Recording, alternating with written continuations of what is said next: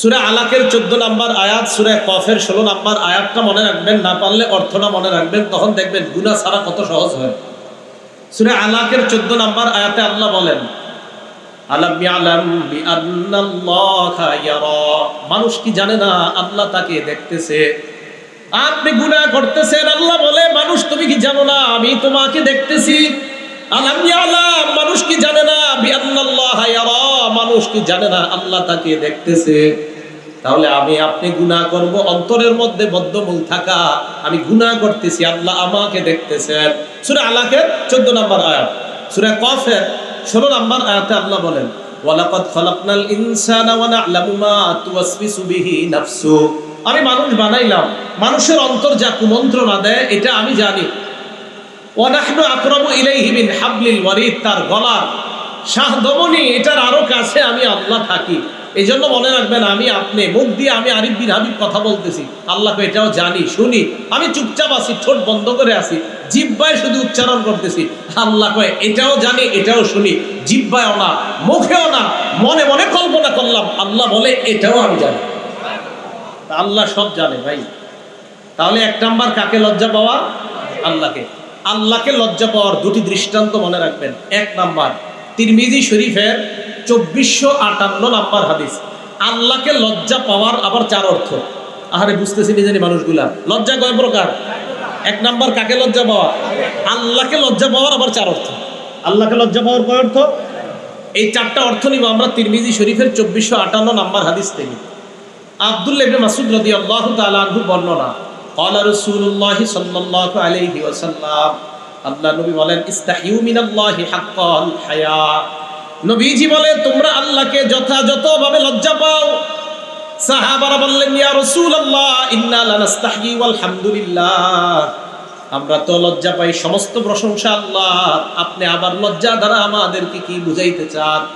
আল্লাহ নবী জবাব দেয়, লাইসা যাকা, লজ্জা মানে এটা লজ্জা না, ওয়ালাকিন্নাল ইস্তিহিয়া মিনাল্লাহ, আল্লাহকে লজ্জা পাওয়ার মানে হলো 4টা বিষয়।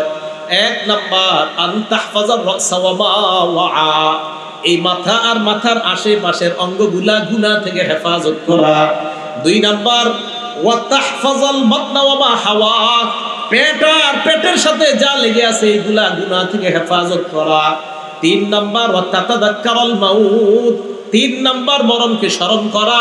4 নাম্বার ওয়াল বিলা, মরণের পর তোমাকে মানুষ মাটির নিচে দাফন করে আসবে, ওই অবস্থায় তোমার কি হবে এই কথাটা স্মরণ করা। এই 4টা। 4 নাম্বার ওয়াল বিলা মানে আপনি যে পচে গলে যাইবেন মাটিতে রাখার পর, এই কথাগুলো চিন্তা করা। আল্লাহকে লজ্জা পাওয়ার 4 অর্থ। 1 নাম্বার মাথা, মাথার আশেপাশের জিনিসগুলা গুনাহ থেকে হেফাজত করা। 2 নাম্বার পেট, পেটের আশেপাশের সব অঙ্গ প্রত্যঙ্গ গুনাহ থেকে হেফাজত করা। 3 নাম্বার মরণকে বেশি বেশি স্মরণ করা।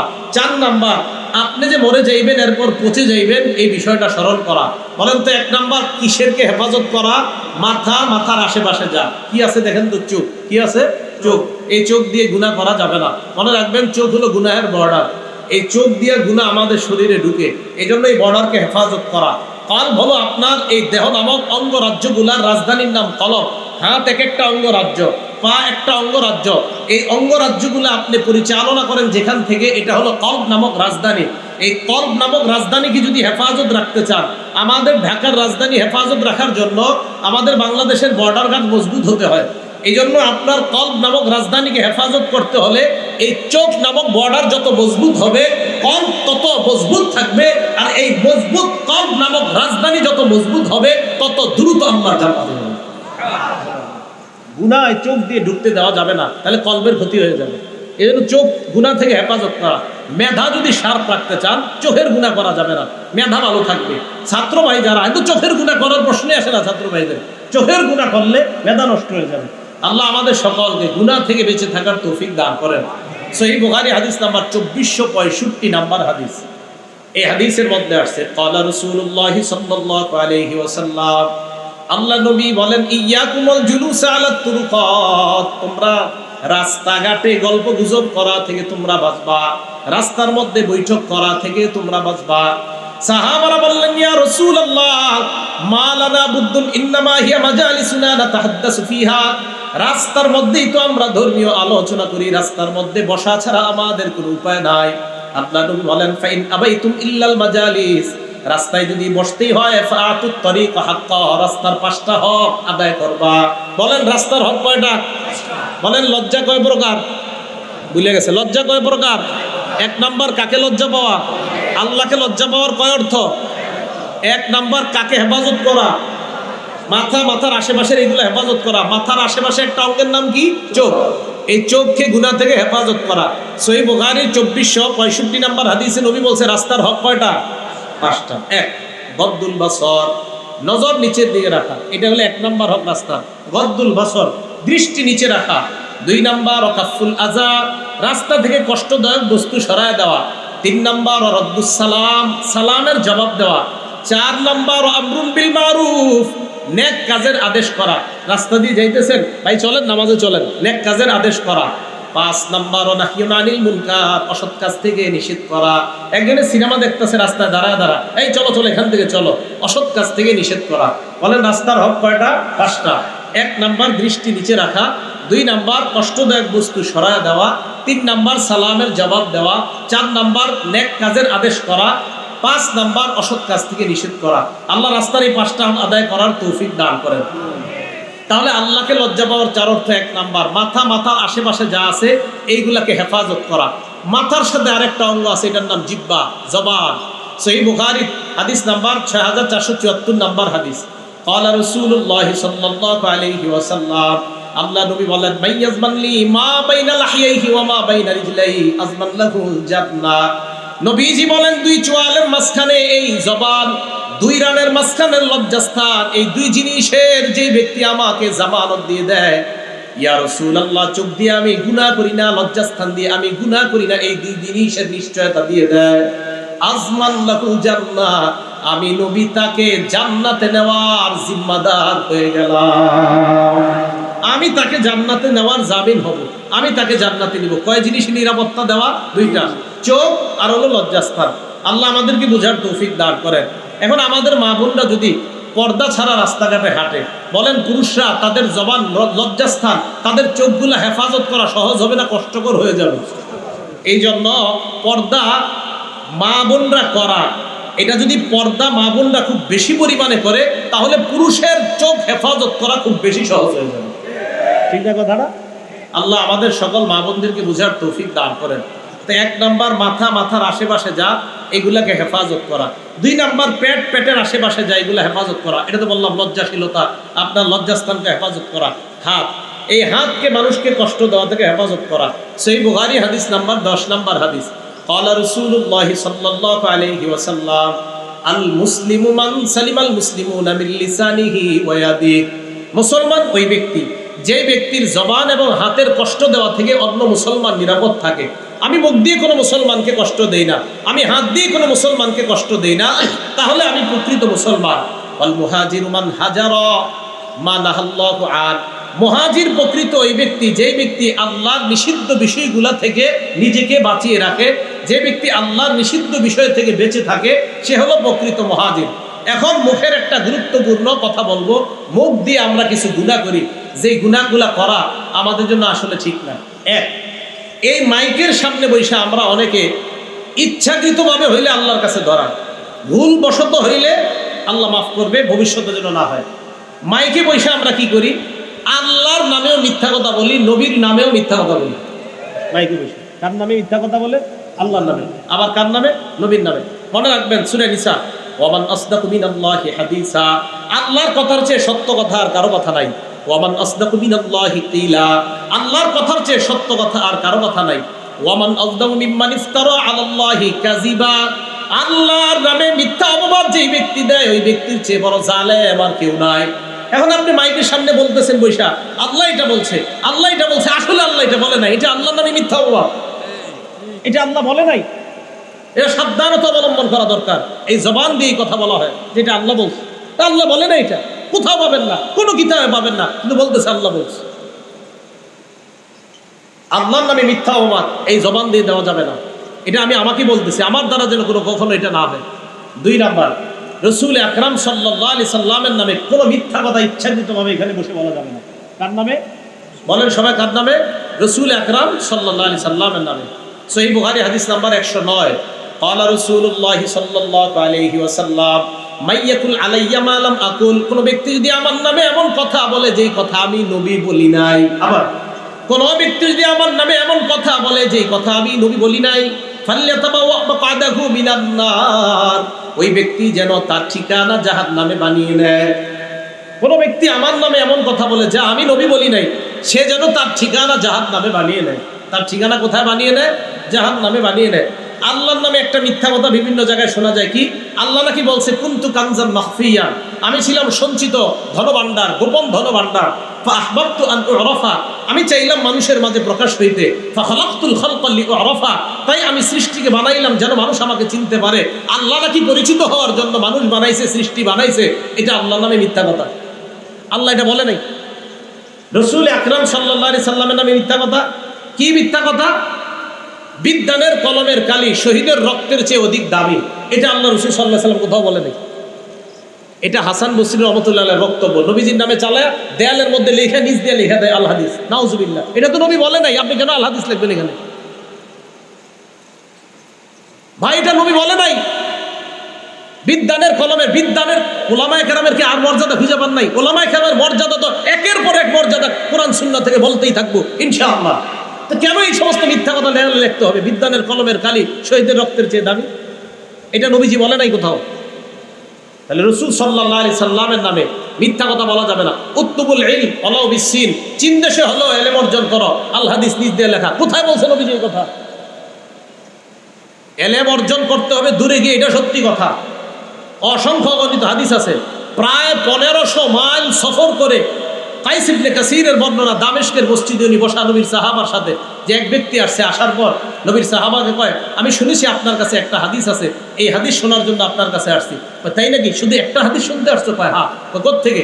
আতাইতু মিনাল মাদিনা মিন মাদিনাতি রাসূলি সাল্লাল্লাহু আলাইহি সাল্লাম, আমি রাসূলের মদিনা ওই শহর থেকে আমি আসছি আপনার কাছে। লিহাদিসিন বালাগানি আন্নাকা তুহাদ্দিসুহু আন রাসূলিল্লাহি সাল্লাল্লাহু আলাইহি সাল্লাম, একটা হাদিস শুনতে আসছি যে আপনি নাকি নবীজি থেকে বর্ণনা করেন।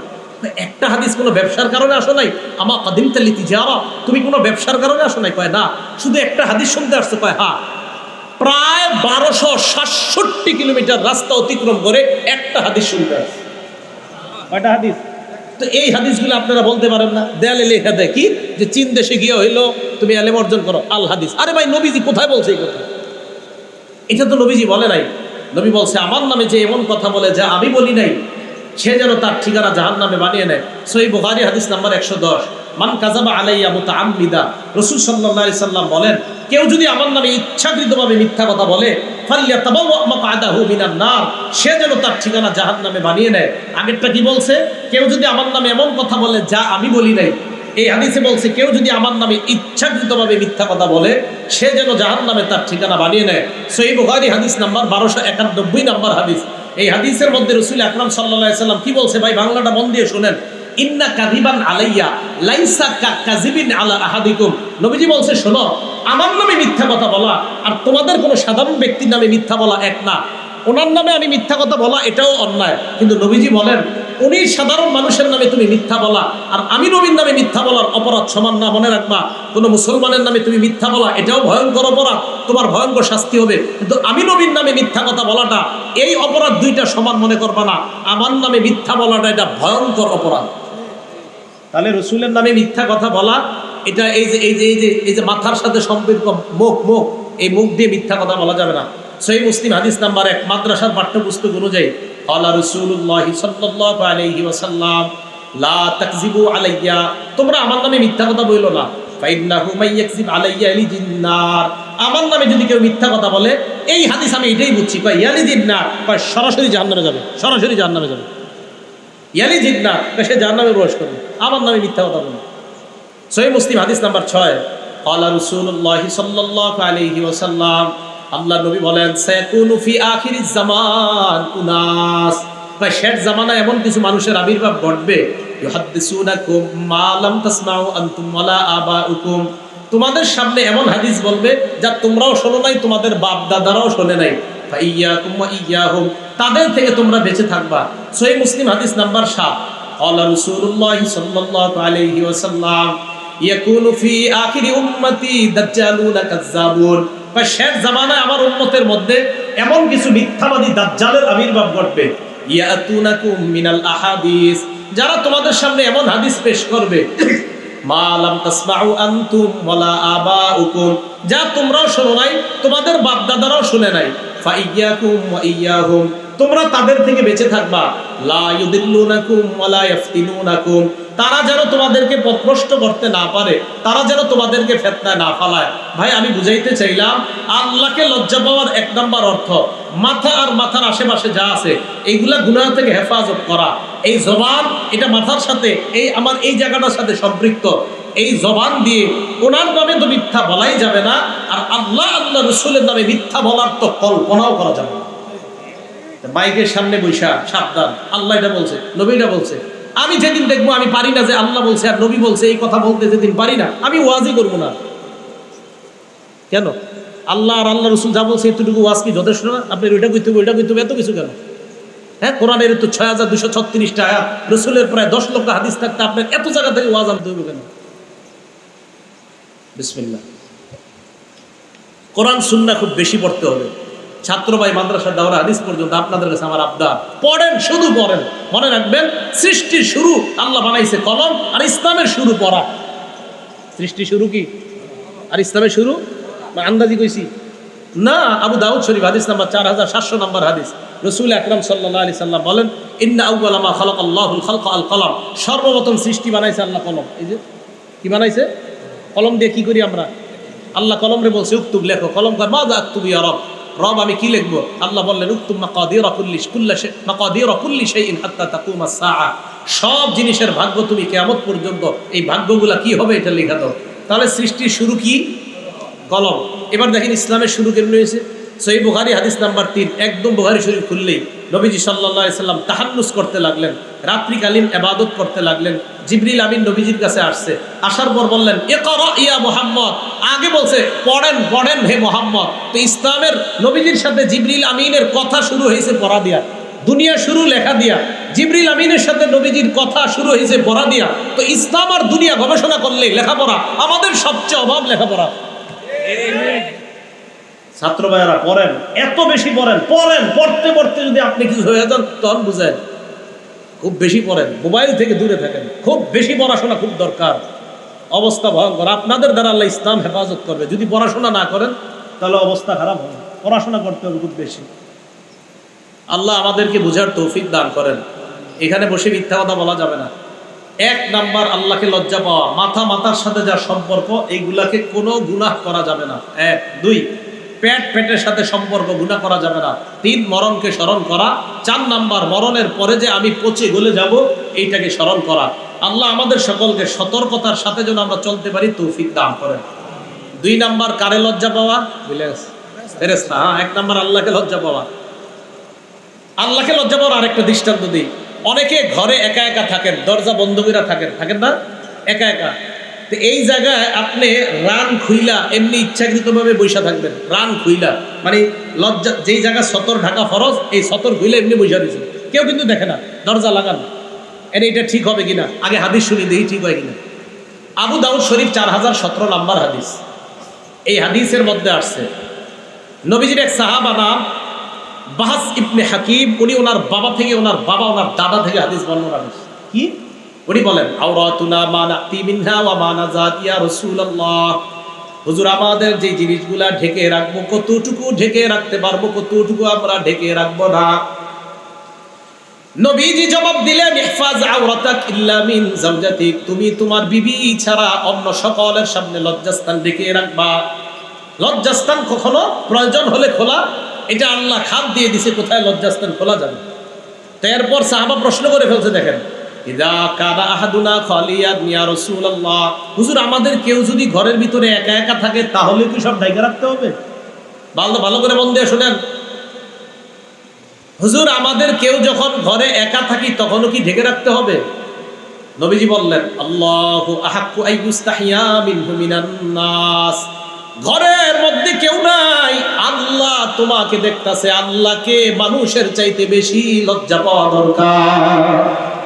ঘরের মধ্যে কেউ দেখে না, আল্লাহ তো দেখে, তা আল্লাহকে বেশি লজ্জা পাওয়া। তাহলে 1 নাম্বার আল্লাহকে লজ্জা পাওয়া। 2 নাম্বার ফেরেশতাদেরকে লজ্জা পাওয়া। সূরা ইনফিতরের 10, 11, 12 নাম্বার আয়াত আল্লাহ বলেন ওয়া ইন্না আলাইকুম লাহাফিজিন কিরামান কাতিবিনা ইয়ালামুনা মা তাফআলুন। তোমাদের উপর সংরক্ষণকারী ফেরেশতারা আছে, কিরামান কাতিবিন সম্মানিত লেখকগণ, ইয়ালামুনা মা তাফআলুন তোমরা যা করো তারা জানে। তাহলে আমি আপনি দেখেন এখন থেকে আজকে থেকে এই যে এখন হেঁটে হেঁটে যাব, আচ্ছা আমাকে আল্লাহ দেখে সর্ব অবস্থায়, আমার 2 জন ফেরেশতাও আমাকে দেখতেছে, তারা লিখবে, সব লিখে ফেলতেছে সম্মানিত ফেরেশতারা। তো আমি আপনি সবসময় ভাবা আল্লাহ সর্বদা দেখতেছে, আমার ফেরেশতারাও লেখার জন্য প্রস্তুত, এই কথাটা ভাবনায় আনা, তাহলে দেখবেন গুনাহ করা আমাদের জন্য কঠিন হয়ে যাবে। এটা 2। 3 নাম্বার মানুষকে লজ্জা পাওয়া। কাকে লজ্জা পাওয়া ভাই? মানুষকে লজ্জা পাওয়া। মানুষকে লজ্জা পাওয়ার উদাহরণ কি? নাসাই শরীফের 406 নাম্বার হাদিস, মন দিয়ে শুনেন। আপনাদের এলাকায় নদী আসেনি? নদীতে গোসল করেনি মানুষ? মানে একদম খোলামেলা গোসল করে? খোলামেলায় তো আপনি শরমে বুঝতেছেন না, তো দেয় তো চায়। হ্যাঁ, পুরুষরা করে না গোসল? নারীরাও করে। হ্যাঁ, জি করে। চিন্তা করে আমাদের এলাকায় না, সমস্যা নেই, আমাদের এলাকার নদীতেও করে, আপনাদের এলাকায় তো করে। আচ্ছা হয়তো আপনার এলাকায় করে না, আমাদের এলাকার এদিকে নদীতে আমি দেখছি করে। ঠিক আছে, আপনাদের আল্লাহ হেফাজত করুন। তো নাসাই শরীফের 406 নাম্বার হাদিস, রাসূল আকরাম সাল্লাল্লাহু আলাইহি সাল্লাম, দেখেন আমাদের অনেক পুকুরেও খোলামেলা গোসল করে অনেক মা বোন, না ঠিক না এটা? নবীজি সাল্লাল্লাহু আলাইহি সাল্লাম এক জায়গা দিয়ে যাইতেছে, আন্না রাসূলুল্লাহি সাল্লাল্লাহু আলাইহি ওয়াসাল্লাম রাআ রাজুলান ইয়াগতাসিলু বিল বারাজ। আল্লাহ নবী দেখলেন এক পুরুষ খোলা জায়গায় গোসল করে, নারী না পুরুষ, পুরুষকে দেখছে খোলা জায়গায় গোসল করে। ফাসাইদাল মিম্বার, আল্লাহ নবী মসজিদে গিয়ে মিম্বরে দাঁড়াইলেন, সাহাবারা অবাক, আল্লাহ নবী এই মুহূর্তে মিম্বরে কেন দাঁড়াইলেন? মিম্বরে দাঁড়ানোর পর ফাহমিদাল্লাহ ওয়া আসনা আলাইহি, আল্লাহ নবী আল্লাহর প্রশংসা করলেন, করার পর বললেন শোনো তোমরা, ইন্নাল্লাহা হালিম, আল্লাহ ধৈর্যশীল, আল্লাহ সহনশীল, ইয়ুন আল্লাহ বড় লাজুক, সিত্তিরুন আল্লাহ মানুষের দোষগুলা গোপন রাখে, আল্লাহ মানুষের দোষগুলা গোপন রাখে। শোনো একটু, তোমরা কি আল্লাহ তোমার দোষগুলা গোপন রাখে, তো তোমরা দি নিজেদেরকে গোপন রাখো না? পরে কি করে দেখেন, ফাইদা তাসালা আহাদুকুম ফালইয়াস্তাতির, তোমাদের কেউ যখন গোসল করো একটু পর্দা টর্দা দিয়ে গোসল করো। পুরুষরে কইছে, নারীরে না। তাহলে নারীদেরটা কি বলবেন? একটা পুরুষকে দেখছে খোলা জায়গায় গোসল করে, তো নবীজি সাল্লাল্লাহু আলাইহি সাল্লাম বললেন আর আরেকটা কথা, এমনিও পুরুষরা, আমরা যারা ছাত্র ভাইয়েরা গোসল করি, একটা গামছা রাখা দরকার গোসল করার সময়, অন্য যেন আপনার শরীরের দিকে নজর না দেয়। আল আইনু হাক্কুন আর নজরু হাক্কুন, নজর কিন্তু লেগে যায়।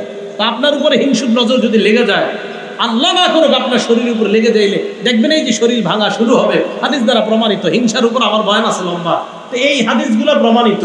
এই জন্য আমরা যারা গোসল করি পুরুষরা, ছাত্ররা একসাথে করতে হয়, তো আমরা অন্তত গামছা রাখা, আমার শরীর যেন অন্য কেউ না দেখে, এই বিষয়গুলো খুব সতর্ক থাকা। আপনারা যারা বাচ্চাদেরকে গোসল করান, বারান্দায় এদেরকে শীতকালে রৌদ্রে দাঁড় করান, খালি গায়ে দাঁড় করায় না আল্লাহর হস্তে, এই বাচ্চার উপর কারো নজর লেগে যেতে পারে। মাঠে খোলা গায়ে বাচ্চাগুলারে ছেড়ে দিবেন না, অন্য কারো নজর লাগতে পারে। তো রাসূল আকরাম সাল্লাল্লাহু আলাইহি সাল্লাম বললেন তোমাদের কেউ যখন গোসল করে সেজন্য একটু পর্দা দিয়ে গোসল করে। এবার আসেন, এটা গেল নাসাই শরীফের 406 নম্বর হাদিস। আরেকটা হাদিস শুনেন, আবু দাউদ শরীফের 4014 নম্বর হাদিসের বর্ণনা। এই হাদিসে একজন সাহাবা আছে, নাম জারহাদ। কি নাম বলেন তো? জারহাদ। এই জারহাদ রাদিয়াল্লাহু তাআলা আনহু বলেন, জালাসা রাসূলুল্লাহ সাল্লাল্লাহু আলাইহি ওয়াসাল্লাম ইনদানা, আল্লাহ নবী আমাদের সামনে বসলেন। আমাদের সামনে যখন আল্লাহ নবী বসলেন, ওয়া ফাখিজি মুনকাশিফা, নবী যখন আমাদের সামনে বসলেন, আল্লাহ নবীর সামনে যখন আমরা বসা, আমার দিকে তাকায় দেখে আমার উরুদেশ খোলা, আমার রান খোলা। ওয়া ফাখিজি মুনকাশিফা, আমার রান খোলা। আল্লাহ নবী আমার দিকে তাকায় বললেন, হে মিয়া, আমা আলিমতা আন্নাল ফাখিজা আওরাত, তুমি কি জানো না রান যে ঢেকে রাখতে হয়? রান ঢাকো। এখন পুরুষ তো দূরের কথা, আমাদের মা বোনদের রান খোলার জন্য, এই মা বোনদের রান যেন দেখা যায়, সতর যেন দেখা যায়, তা ঢেকে রাখতে হবে। এই স্লোগান বর্তমানে পোশাকের স্বাধীনতার নামে দেওয়া হচ্ছে। বিশ্বাস করেন, এটা নারীর সম্মান বাড়ানো হয় না, এটা নারীকে বেহায়া আর চার সন্তান পয়দা করার রাস্তা খুলে দেওয়া হয়। মা বোন সম্মানের জিনিস। পুরুষের রান, রাসূল সাল্লাল্লাহু আলাইহি ওয়াসাল্লাম, এই মেয়ে তুমি জানো না আমা আলিমতা আন্নাল ফাখিজা আওরাত, রান ঢেকে রাখতে হয়। আমাদের যুবকরা নতুন ফ্যাশন, এখন হাফ প্যান্ট পরে ঢাকা, এখানে খবর জানি না, ঢাকা হাফ প্যান্ট পরে রান খোলা রাখে। আবার আমাদের দেশে দেখছি আপনার যারা ওই যে আপনার রাতের বেলা যে দিয়ে রাখে, সকালবেলা আপনার খেজুরের রস পাওয়া যায়, যারা দেয়, এটা কি করে আপনাদের দেশে, যারা গাছের ভিতরে এটা ঝুলায়, তো তো আমাদের দেশে দেখছি আমি অনেকে ঝুলাই যখন একটা কাঁচা দেয়, ওনার মাশাআল্লাহ সব দেখা যাইতেছে একদিন কাঁচা দিয়ে উনি উপরে। আপনার দেশে কৃষকরা কাজ করে মাঠে, কাঁচা দেয় না কখনো? হ্যাঁ, এবার যারা কাঁচা দেয়, রাসূল সাল্লাল্লাহু আলাইহি সাল্লাম বলছেন, আমা আলিমতা আন্নাল ফাকিজ আওরা, এই মেয়ে জানো না এগুলা ঢেকে রাখতে হয়? তাহলে এইভাবে কাঁচা দিয়ে এগুলা খোলা, এটা জায়েজ না হারাম? এটা হারাম, এটা করা যাবে না। আল্লাহ হেফাজত করেন। আবু দাউদ শরীফের 4015 নম্বর হাদিস। এই হাদিসটা ঘরে টানায় রেখে লেখা, প্রতিদিন একবার দেখবেন, দুইকা আবার বের হওয়ার সময় দেখবেন। কৃষক ভাইরা এটা দেখা বের হবেন, দুইকা আবার এটা দেখবেন। হযরত আলী রাদিয়াল্লাহু তাআলা আনহুর বর্ণনা, قال رسول الله صلى الله عليه وسلم, আল্লাহ নবী বলেন, লা তাকশিফ ফাকিজাক, আলী তুমি তোমার রান উরুদেশ কারো সামনে খুলবা না। এবার আল্লাহ নবী যেটা বললেন, আলী ওয়ালা তানজুর ইলা ফাকিজি হাইন, জীবিত ব্যক্তির রানের দিকে দেখবা না। তো জীবিত ব্যক্তির রানের দিকে না দেখা, এটা তেমন, এটা একটা বলছে নবী। এবার কি করে দেখেন, ওয়ালা ফাকিজি মাইতিন, মরা ব্যক্তির রানও দেখবা না। মরা ব্যক্তির রান দেখা দিশের। কৃষক যারা কাজ করে সবাই মরা না জীবিত? তাহলে মরা ব্যক্তির রান দেখা যদি নিষেধ হয়, জীবিত ব্যক্তির রান দেখা বা দেখানো জায়েজ না হারাম? হারাম। আল্লাহ আমাদেরকে এগুলা থেকে বেঁচে থাকার তৌফিক দান করেন। আরেকটা হাদিস শোনেন, আবু দাউদ শরীফের 4016 নম্বর হাদিস। এক সাহাবা পাথর নিচে মাথায়, আমাদের দেশেও এরকম বোঝা বহন করে, মাটি নেয়, পাথর নেয়, তো কাঁচা দেয়। এক সাহাবা পাথর নিচে, উনি বলেন, হামালতু হাজারান সাকিলা, আমি ভারী পাথর আমার মাথায় নিলাম। হঠাৎ আমার লজ্জাস্থান থেকে কাপড় পরে যায়। আল্লাহর নবী আমাকে বললেন, আলাইকা বিল আউরা, এই তাড়াতাড়ি ঢাকো। কি করো? তাড়াতাড়ি ঢাকো। লা তামশু উরাতা, তোমরা উলঙ্গ হয়ে হাঁটবা না, উলঙ্গ হয়ে হাঁটবা না। ছেলেদের জন্য, যাদের বালেগ হয়ে গেছে তাদের জন্য মনে রাখবেন, এই হাফ প্যান্ট পরে রাস্তাঘাটে হাঁটা হারাম, কাউকে দেখানো রান হারাম, কেউ তার রানের দিকে দেখা হারাম। আল্লাহ এই হারাম থেকে বেঁচে থাকার তৌফিক দান করেন। আবু দাউদ শরীফের 4018 নম্বর হাদিস। এটা আপনাদের ঘরের জন্য, সবাই মনে রাখবেন। ঘরে সন্তান যখন বড় হয়, বিছানা আলাদা করে দেন, ছোট থেকে আলাদা করেন। মাঝখানে আপনি শুন, ছোটবেলায় আপনি মাঝখানে শুন, বিবিরে দুই সন্তানের মাঝখানে শোয়াবেন, দুইজনে এই দুই সন্তান একসাথে শোয়াবেন না। قال رسول الله صلى الله عليه وسلم, আল্লাহর নবী বলেন, লা ইয়ানজুরুর রাজুল ইলা আওরাতির রাজুল, কোন পুরুষ যেন অন্য কোন পুরুষের লজ্জাস্থান না দেখে। ওয়ালাল মারআতু ইলা আওরাতিল মারআ, অন্য বর্ণনায় ইলা উরিয়াতিল মারআ, কোন নারী যেন অন্য কোন নারীর লজ্জাস্থান না দেখে। ওয়ালা ইউজির রাজুলু ফি সাওবিন ওয়াহিদিন ওয়ালাল মারআতু ফি সাওবিন ওয়াহিদিন, কোন নারী আর কোন নারী, দুই নারী এক বিছানা, এক কাঁথার নিচে যেন না ঘুমায়। দুই পুরুষ, দুই ছেলে যেন এক কাঁথার নিচে না ঘুমায়। দুই ছেলে আছে আপনাদের, এই দুই ছেলে একসাথে রাখেন না, ছোট থেকে আলাদা রাখেন। হ্যাঁ, আলাদা রাখেন, এটা অনেক ফায়দা পাবেন, অবশ্যই ফায়দা পাবেন। আর ছেলে মেয়ে একসাথে তো রাখবেনই না ছোটবেলা থেকে। তো রাসূল আকরাম সাল্লাল্লাহু আলাইহি সাল্লাম বললেন, ওয়ালা ইউজির রাজুল ইলা রাজুলি ফি সাওবিন ওয়াহিদ, এক ছেলে আরেক ছেলের সাথে এক কাঁথার নিচে, এক মেয়ে আরেক মেয়ের সাথে এক কাঁথার নিচে, এটা ঠিক না। অনেকের সামর্থ্য কম, একটু চেষ্টা করেন। বিছানা যদি আলাদা করতে, খাট যদি আলাদা করার সামর্থ্য না থাকে, এক বিছানা অন্তত আলাদা চেষ্টা করেন, মাঝখানে বালিশ দিয়ে সেপারেট করার চেষ্টা করেন। অথবা আপনারা যারা ঘরে থাকেন, মা থাকলে ছোটবেলা থেকে সন্তান দুইটার মাঝে আপনি শোন, যদি স্বামী অন্যত্র থাকে। বাবা যারা আছেন, আপনারা বিষয়গুলো খেয়াল রাখবেন। কথাগুলো ভাই মনে থাকবে তো ইনশাল্লাহ। এগুলো হলে ইনশাল্লাহ ছোট থেকে সন্তানগুলো লাজুক হবে। আল্লাহ সবাইকে লজ্জাশীলতার গুণে গুণান্বিত হওয়ার তৌফিক দান করেন। আমাদের নবী কেমন লাজুক ছিল একটু শুনবেন। সহিহ বুখারী হাদিস নাম্বার 6102 নম্বর হাদিস। এই হাদিসের মধ্যে আছে, কানা রাসূলুল্লাহ সাল্লাল্লাহু আলাইহি ওয়াসাল্লাম আশাদ্দা হায়াআম মিনাল আযরা'i ফি খিদরিহা, একজন কুমারী নারী পর্দার আড়ালে যতটা লাজুক, এর চাইতে বেশি লাজুক ছিলেন আমাদের নবী। একটা কুমারী মেয়ে পর্দার আড়ালে যতটা লাজুক, এর চেয়ে বেশি লাজুক ছিলেন মুহাম্মদ সাল্লাল্লাহু আলাইহি ওয়াসাল্লাম। ওনারা কি জানতেন এটা লজ্জার বিষয়? তার মানে স্বভাব ওনাদেরকে এটাই বলে দিছে যে লজ্জাস্থান দেখা যাওয়াটা লজ্জা, এটা স্বভাবগতভাবে। এই আয়াত প্রমাণ করে আমি আপনি আমরা সবাই স্বভাবগতভাবে লাজুকতার একটা গুণ দিয়ে আল্লাহ মানুষকে বানাইছে, যে তাদের মাঝে লজ্জা থাকবে। এটা একটা স্বভাবগত বিষয়, লজ্জা থাকাটা। তাই আব্বা এবং আম্মা ওনারা দুইজন স্বভাবগতভাবেই বুঝতে পারছিলেন এটা লজ্জার বিষয়, তাই তাড়াতাড়ি জান্নাতের পাতা দিয়ে নিজেদেরকে ঢাকতেছিলেন। ওয়ানাদাকুমা রাব্বুকুমা আলাম আনহাকুমা আন তিলকুমাশ শাজারা, তাদের রব আল্লাহ তাদেরকে ডেকে বললেন, আমি কি তোমাদেরকে এই গাছ থেকে নিষেধ করি নাই? ওয়া আকুল্লাকুমা, আমি কি এটা বলি নাই তোমাদেরকে? ইন্নাশ শাইতানা লাকুমা আদুউম মুবিন, শয়তান তোমাদের স্পষ্ট প্রকাশ্য শত্রু। তাহলে স্বভাবগতভাবে মানুষ লাজুক, আর সৃষ্টির শুরু থেকেই শয়তান মানুষের শত্রু। শয়তান মানুষকে নির্লজ্জ বানাইতে চায়, এটা শয়তানের একটা চাওয়া যে মানুষ যেন নির্লজ্জ হয়। আর মানুষকে আল্লাহ একটা স্বভাব দিয়ে বানাইছে না, মানুষের স্বভাবই বলে দিবে কোনটা লজ্জাশীলতা আর কোনটা নির্লজ্জাশীলতা। এরপরেও যদি কারো স্বভাব, কোনো মানুষের স্বভাব তাকে না বলে যে এটা যে লজ্জাশীলতা আপনি কেন বুঝেন না, তখন বুঝতে হবে উনি হয়তো বুঝে না বুঝার ভান ধরতেছে, অথবা উনি হাইওয়ান জানোয়ার আর মানুষের মাঝে পার্থক্য বুঝেন। যদি এটা না বুঝি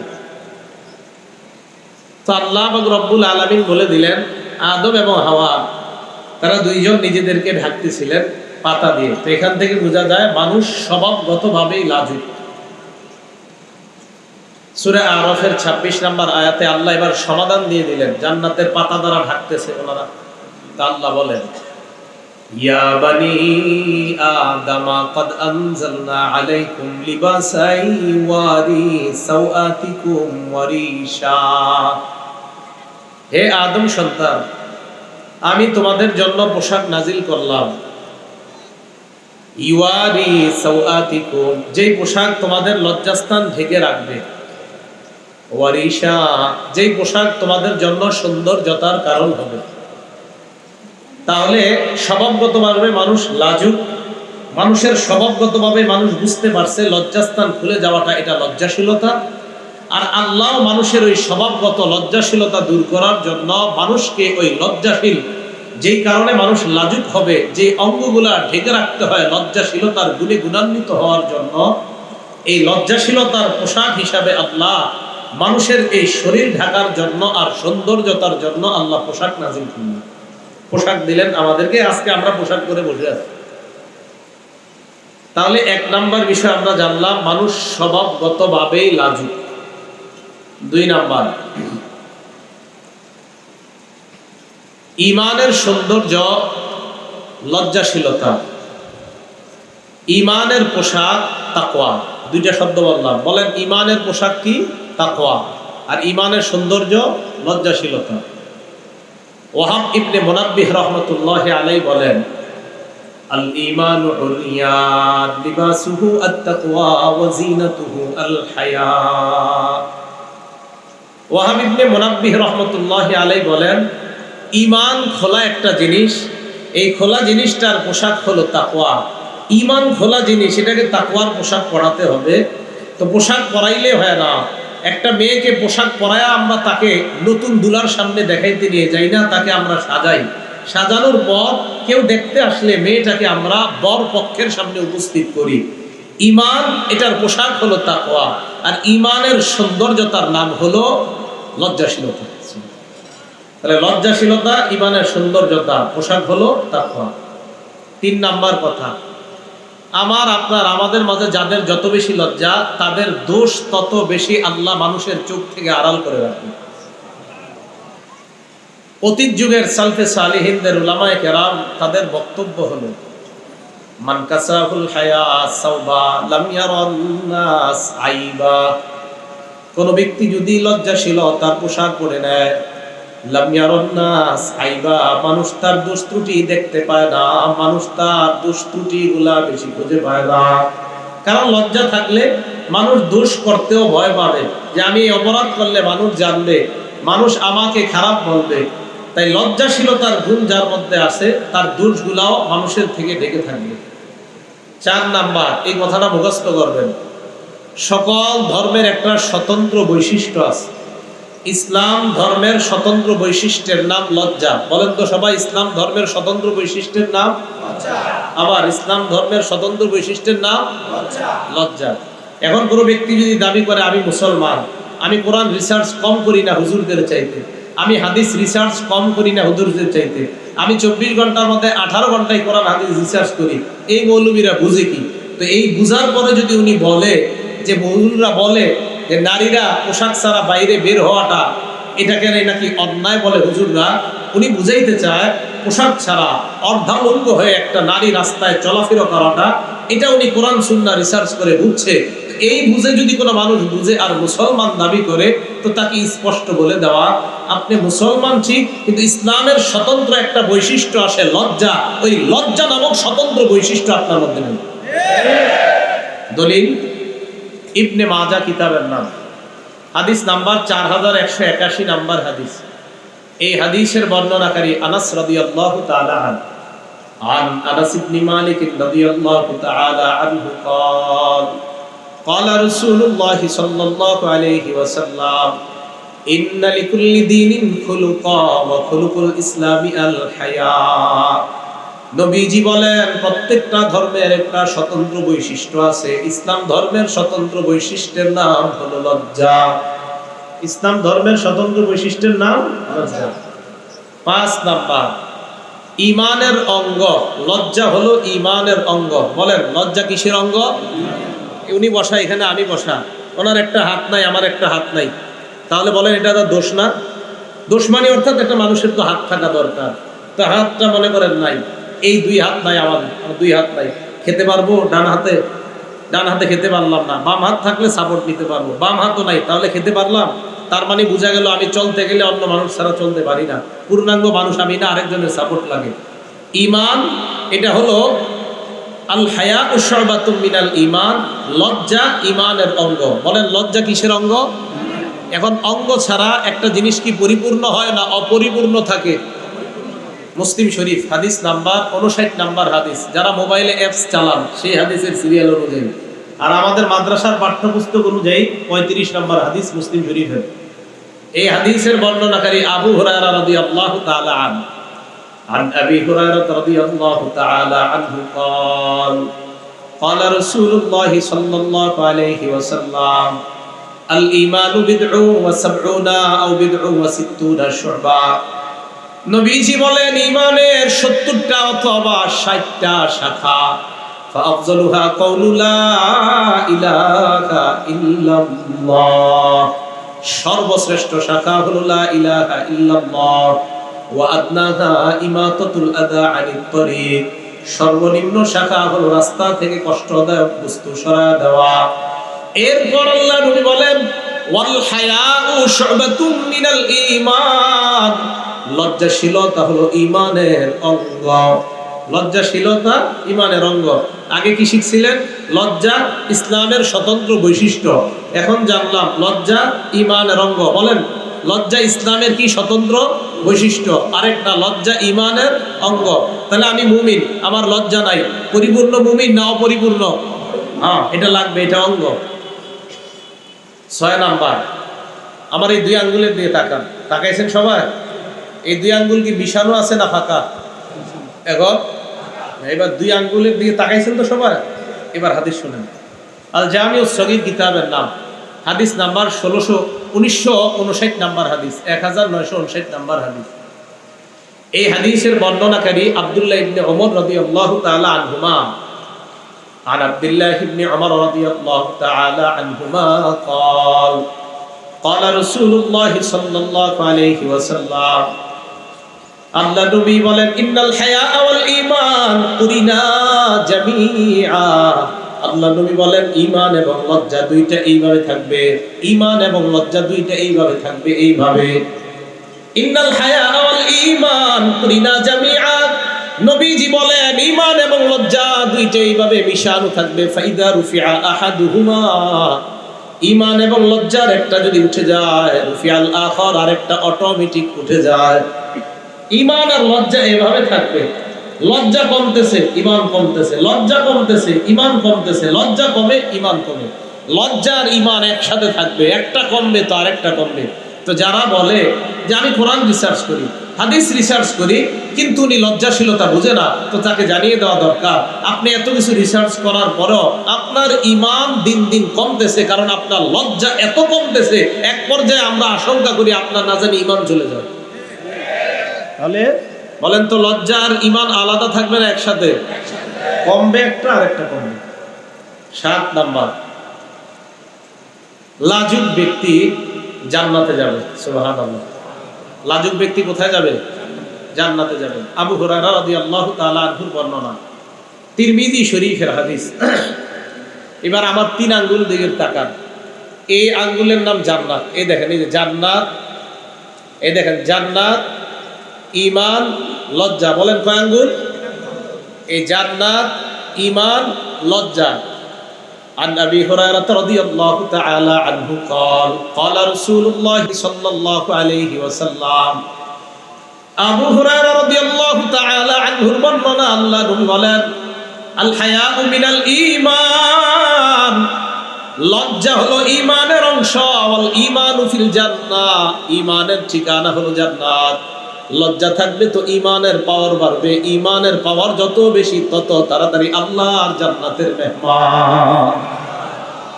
হায়া, লজ্জা, লজ্জা বাড়বে, ঈমান, ঈমানের পাওয়ার বাড়বে। ঈমানের পাওয়ার যত হবে, আল ঈমানু ফিল জান্নাহ, তত তাড়াতাড়ি জান্নাতে যাবে। 7 নাম্বার গেল। 8 নাম্বার, যে ব্যক্তি লাজুক তাকে আল্লাহ ভালোবাসে। লাজুক ব্যক্তিকে কাকে কে ভালোবাসে? আল জামিউস সগীর 1662 নাম্বার হাদিস, 1662 1662 নাম্বার হাদিস, 1662। عن أبي هريرة رضي الله تعالى عنه قال قال رسول الله صلى الله عليه وسلم আবু হুরায়রা রাদিয়াল্লাহু তাআলা আনহুর বর্ণনা, আল্লাহ নবী বলেন, ইন্নাল্লাহা ইযা আনআমা আলা আবদিন নি'মাতান ইউহিব্বু আইয়ারা আথারান নি'মাতি আলাইহি। আল্লাহ যখন কোন বান্দাকে কোন নিয়ামত দান করে, আল্লাহ চায় বান্দার ওই নিয়ামতটা যেন তার প্রকাশ পায়। আল্লাহ এটা চায়। আল্লাহ কোন বান্দাকে নিয়ামত দান করলেন, বান্দার এই নিয়ামতটা প্রকাশ পাওয়া, এটা আল্লাহ চায়। আপনাদের এলাকার কোন ব্যক্তিকে কোটি টাকা দান করলেন, আল্লাহ চায় তার এই টাকাটা ভালো জায়গায় প্রকাশ পাক, এটা আল্লাহ চায়। এটা ভালো জায়গায় লাগুক, এটা আল্লাহ চায়। ওরে যদি ইখলাসের সাথে 1 লাখ টাকা দান করে, আল্লাহ চায় যে এটা প্রকাশ পাক, আমি তাই তোমাকে টাকা দিছি। তাহলে আল্লাহ কোন বান্দাকে নিয়ামত দান করলে আল্লাহ পছন্দ করেন তার এই নিয়ামতটা যেন প্রকাশ পায়। ওয়ায়াকরাহুল বুকসা ওয়াত্তাবাউসা, অভাব অনটন প্রকাশ করাটা আল্লাহ অপছন্দ করেন। এরপর নবী বলেন, ওয়ায়ুবগিদুস সাইলাল মুলহিফা, নাছুর বান্দা হয়ে যারা ভিক্ষা করে তাদেরকে আল্লাহ ঘৃণা করে। নাছুর বান্দা, দিতে হবে, দিতে হবে, না দিয়ে কই যাবেন। নাছুর বান্দা হয়ে যারা ভিক্ষা করে তাদেরকে আল্লাহ ঘৃণা করে। ওয়ায়ুহিব্বুল হাইয়াল আফিফাল মুতাআফফিফা, আর অনেক মানুষ আছে অভাব অনটনের মধ্যে কাটায়, এরপরেও কাউকে বলে না। লজ্জা থাকার কারণে কারো কাছে প্রকাশ করে না, এর কারণ হলো তার লজ্জা।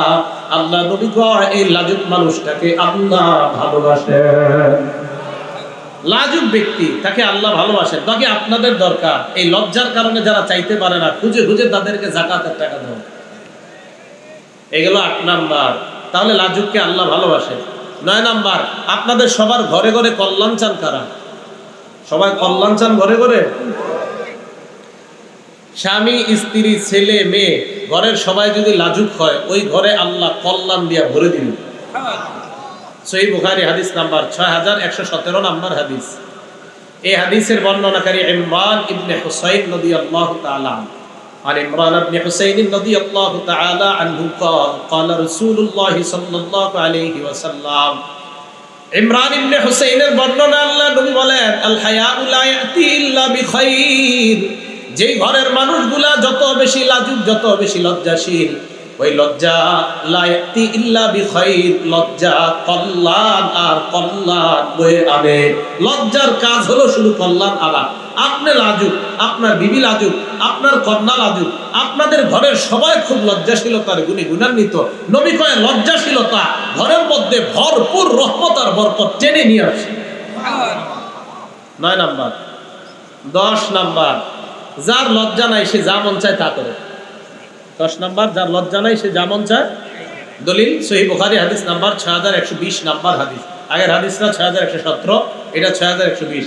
এটা দাওরা হাদিস মাদ্রাসা ছাত্ররা মিলাইলে হাদিস ফাথুল বারি অনুযায়ী মিলাইবেন।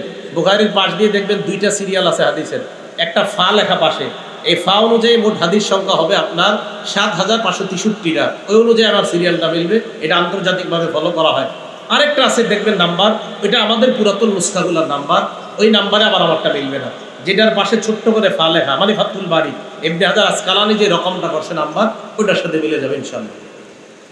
সহিহ বুখারীর 6120 নাম্বার হাদিসের বর্ণনা, আবু মাসউদ রাদিয়াল্লাহু তাআলা আনহুর বর্ণনা। এই আবু মাসউদ রাদিয়াল্লাহু তাআলা আনহু বলেন, ক্বালা রাসূলুল্লাহ সাল্লাল্লাহু আলাইহি ওয়াসাল্লাম, আল্লাহ নবী বলেন, ইন্না মিম্মা আদরাকান নাস মিন কালামিন নবুওয়াতিল উলা, মানুষ পূর্ববর্তী নবীদের থেকে যেই কথাটা পেয়েছে, সমস্ত নবী তার উম্মতকে একটা বিষয় শিক্ষা দিয়েছে, আমাদের নবীও আমাদেরকে শিক্ষা দিয়েছেন, ইযা লাম তাস্তাহি ফাসনা মা শিতা, তোমার লজ্জা না থাকলে যা মন চায় তা করো। লজ্জা না থাকলে তোমার যা মন চায় তুমি তা করো। লজ্জা যখন না থাকবে তখন তোমার যা মন চায় তুমি তা করো। এটা কখন হবে? লজ্জাশীলতার অভাব যখন থাকবে তখন সে যা মন চায় তা করতে পারবে। পুরুষের শার্ট আর প্যান্ট পরে কোনো নারী রাস্তার মধ্যে গিয়ে তখনই এই কথা বলবে যে আমরা পোশাকের স্বাধীনতা চাই। এটা কখন বলবে? যখন তার লজ্জা থাকবে না। আর লজ্জা যখন মানুষের না থাকে তখন সে যা মন চায় তাই করতে পারবে। লজ্জা নেই।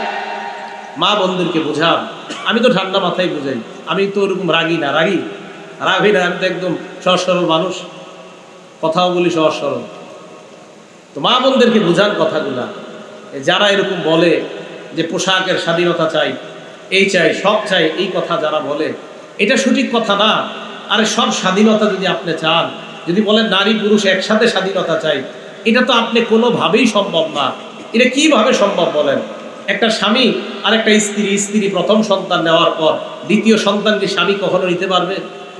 স্ত্রীর পেট থেকে প্রথম সন্তান আসছে, দ্বিতীয় সন্তান স্বামীর পেট থেকে। কি আপনি সবাই চুপ আছেন? প্রথম সন্তান কার পেট থেকে আসছে? দ্বিতীয় সন্তান স্বামীর পেট থেকে। মনে করেন এটা কি সম্ভব?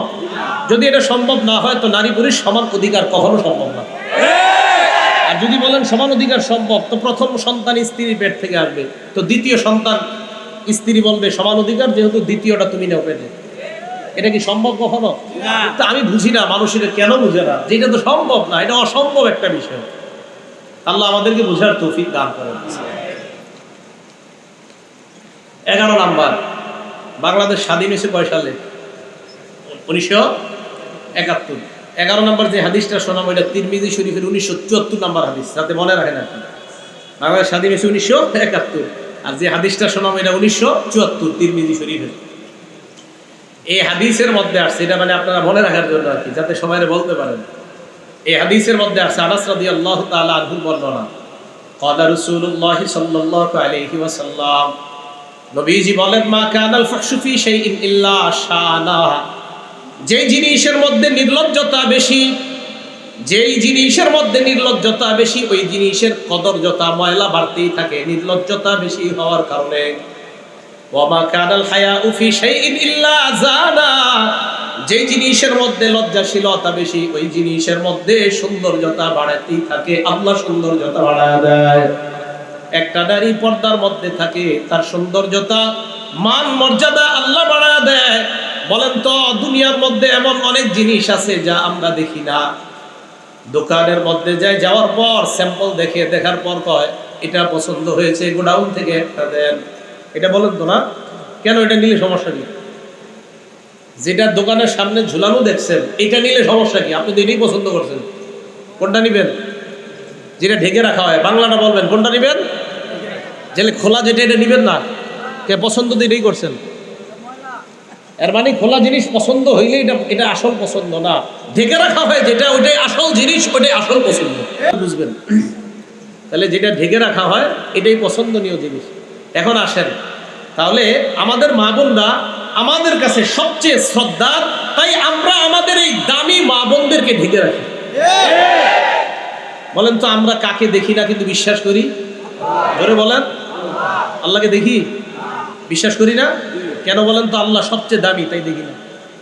তারপরে দামি জিনিস গোপন থাকে, দামি জিনিস আল্লাহ দামি তাই গোপন। হ্যাঁ, প্রয়োজনে আল্লাহকে দেখবো জান্নাতে। মা বোনরা দামি তাই গোপন, হ্যাঁ প্রয়োজনে স্বামী দেখবে তাকে। এই কথা আর কবে বুঝবে মানুষ?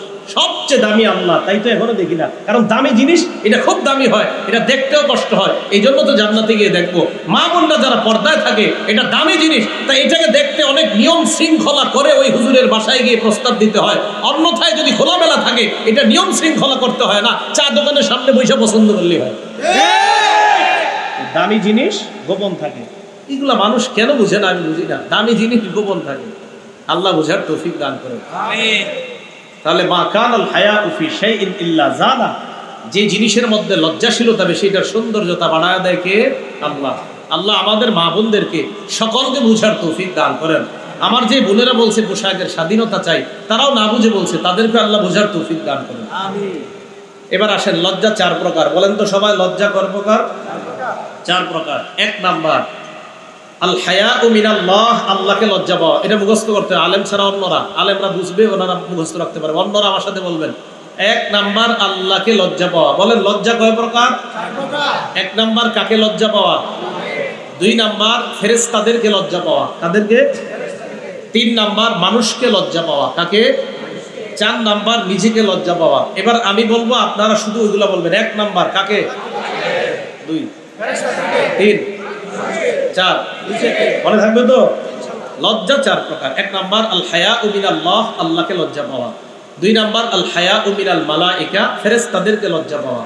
3 নাম্বার আল হায়াউ মিনান নাস, মানুষকে লজ্জা পাওয়া। 4 নাম্বার আল হায়াউ মিনান নাফস, নিজেকে লজ্জা পাওয়া। 1 নাম্বার আল্লাহকে লজ্জা পাওয়া। এটা কি আল্লাহকে লজ্জা পাওয়া? কাকে বলে?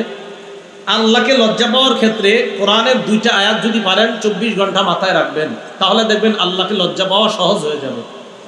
আল্লাহকে লজ্জা পাওয়ার একটা বাংলা মনে রাখবেন, ইয়াস্তাকিরু ফি নাফসিল আবদি আন্নাল্লাহা ইয়ারাহু ফি কুল্লি হিনিন। বান্দার অন্তরে এই কথা বদ্ধমূল হয়ে যাওয়া যে আল্লাহ আমাকে সদা সর্বদা দেখতেছেন। আল্লাহ আমাকে সদা সর্বদা দেখতেছে, এই কথা বদ্ধমূল হয়ে যাওয়া।